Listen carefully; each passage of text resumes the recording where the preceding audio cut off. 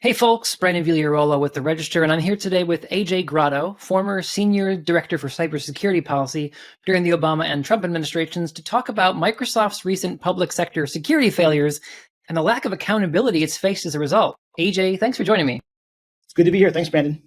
Yeah. So, when it comes to Microsoft's work with the US government, they do a lot of it, right? And we've seen a lot of kind of high-level security failures recently. Most top of mind to me is like the China exchange breach last year, and then we just learned recently that Russia apparently breached Microsoft, and that allowed it to steal some communications between Microsoft and the executive branch. What is going on over there? Well, I think, just to set a baseline, Microsoft owns 85% of the market for federal government productivity software services. Mm-hmm.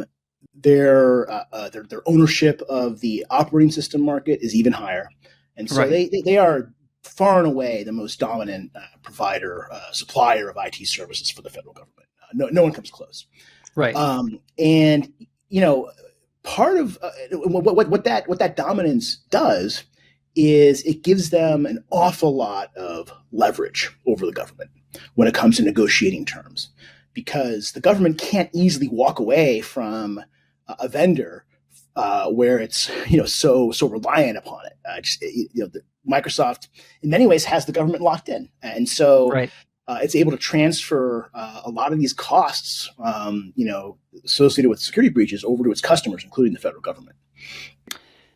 Yeah, I think you previously said in a statement we got from you that big powerful companies don't really have a lot of incentive to change, right? Or don't change without incentive to do so.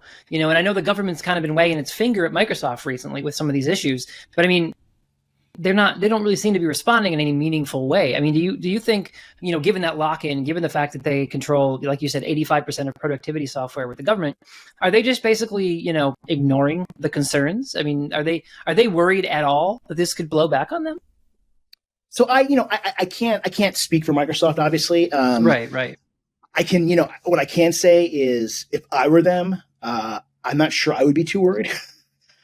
Just again, given the leverage that they've got. If you go back, what is the government going to do? Adopt Linux? Walk away? Yeah. So yeah. If you go back to the SolarWinds episode from a few years ago, this is the episode where the SolarWinds software was compromised by the Russians, mm-hmm. And Microsoft was essentially upselling logging capability to federal agencies. It wasn't sort of part of the default security and service package that agencies purchase. Mm-hmm. And as a result, it was really hard for agencies to identify their exposure to the SolarWinds breach. That kicked off a fight with Microsoft between the government that lasted, 18 months over logging. And Microsoft dug its heels in, and it made some sort of cosmetic concessions until finally last year it sort of kind of said, okay, fine, we'll provide a more robust level of logging, mm-hmm. as sort of a default.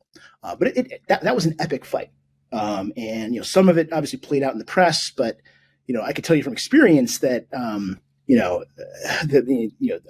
I can't imagine the intensity of the conversations that occurred between the White House, CISA, DHS, and Microsoft over this problem. Mm-hmm. And so Microsoft was essentially dragged kicking and screaming. And at the end of the day, one has to wonder, that concession isn't going to cost them that much money either, right? Right. For a company, Microsoft's the biggest seller of cybersecurity services in the world right now. Right. Last year, the company, put their revenues at $20 billion for security services. It was double the previous year. And so, giving the federal government, an extra bump of logging capability is like nothing. It's a non-concession, right? And so right. Even though they ended up, caving in a sense to the federal government, they really didn't give up much. So again, they have a ton of leverage and they're not afraid to use it. So, given all the problems we've seen with Microsoft, including, the logging issues and SolarWinds and stuff, do you think that we've had other people we spoke to at the Register have basically said that they think Microsoft is some degree of a national security threat. I mean, do you agree with that assessment, or do you think that's a bit unfair on Microsoft, given its the size of its footprint, right, with the government?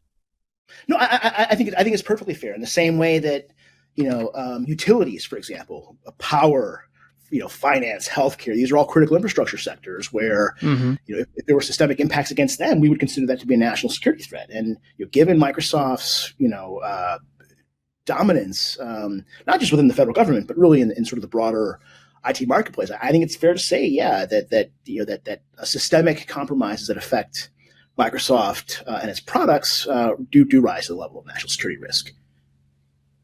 Yeah, I mean that's kind of disconcerting, right? Especially since you said they control even more of the OS market share than they do productivity, right? I mean, when I think about if the government, obviously this would be a huge undertaking, right? If the government was like, you know what, we're done with you, we're going to dump you, right? I mean, when it comes to productivity software, they could technically adopt, Google or something, right? Obviously, it's not as robust as Microsoft's products, but the alternatives to Excel and Office and Word and stuff and Outlook are there, right? But I mean, there's not really a good OS alternative, right? We've seen governments try to adopt Linux in Europe. They've backtracked on that, right, because of the problems. I mean, Linux is very useful in certain instances, but operating government computers that end users are using might not be the best approach. I mean, does the government have any, like you said, they don't really have a lot of leverage, right? Microsoft controls this relationship in a lot of ways. But I mean, is there alternatives the government could adopt that they could,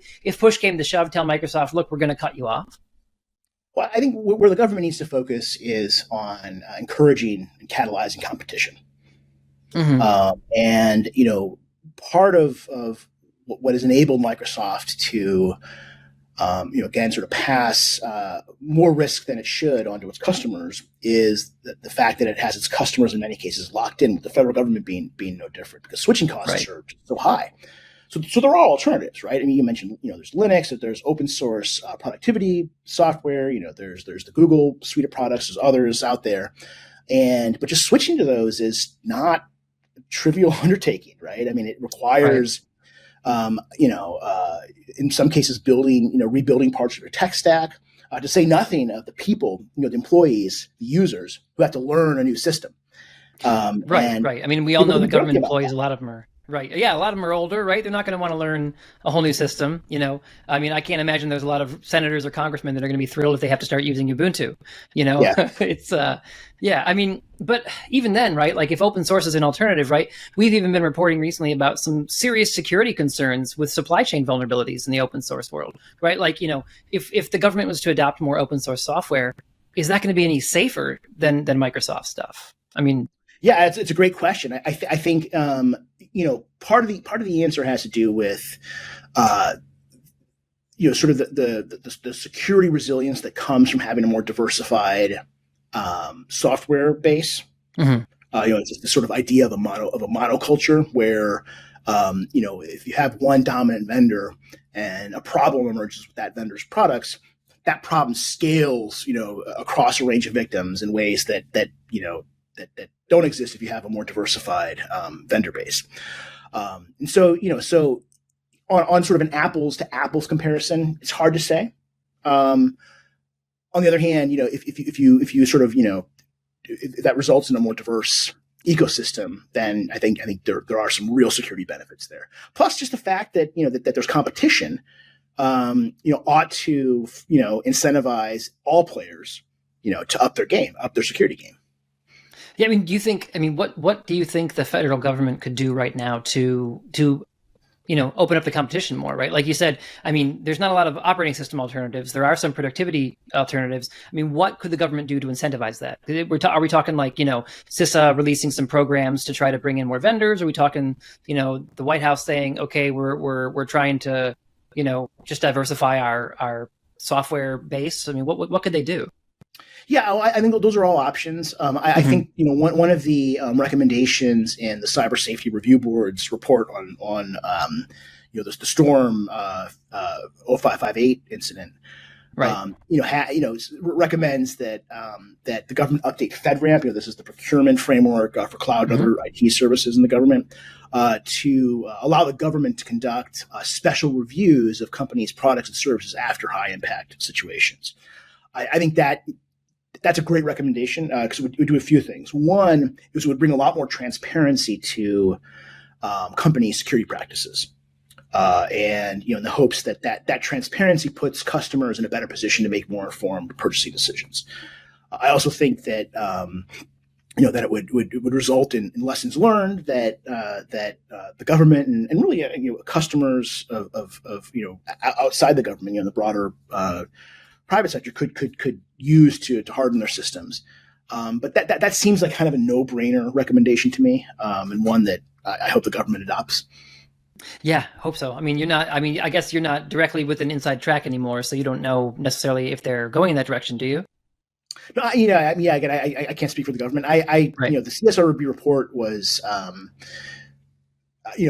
lot of work went into putting it together. The people who led it, Rob Silvers, Dmitry Alperovich, are very serious, thoughtful people, and my hunch is they wouldn't make recommendations that they didn't think had some chance of being, pursued by the government. Right. So I think the chances are pretty good. There's still, the Biden administration has at least, 5 more months, of work, possibly another 4 years, depending on how the election goes. 5 months is enough time. Well, realistically, it's more like 3 months because typically in a presidential election year, the executive branch will stop executive orders and regulatory rulemaking a couple months before the election. So really end of summer. So there's a few months still to take action on items like this. Well, let's hope they do. So, one last question, I guess, is, short of some of these recommendations to diversify the tech stack, to get new vendors in, what do you think could be done, if anything beyond that, to get Microsoft to improve its security posture at this point, right? They've been kind of proven to be an issue. Is there anything that can be done short of telling them we're going to cut you off and find different suppliers? I think continuing to shine a spotlight on these problems. There's that saying, sunlight is the best disinfectant. Right. I think keeping Microsoft, continuing to scrutinize its behavior, and really holding it to account, whether that's through the media, through congressional action, hearings, and otherwise, that can have an impact. But I don't want to overstate the impact either, because at the end of the day, Microsoft, any company, right, is going to respond most directly to market incentives, right. And unless this scrutiny generates changed behavior among its customers who might want to look elsewhere, then the incentives for Microsoft to change are not going to be as strong as they should be. Yeah, well, let's hope the Biden administration and whoever comes next, or 4 more years of Biden, involves a bit more scrutiny, because that would definitely not harm things, I don't think. All right, well, thanks for tuning in. And AJ, thanks for joining me so much. Thanks, Brandon. Appreciate it. Yeah, thanks. And you can read more about these kind of issues on the Register.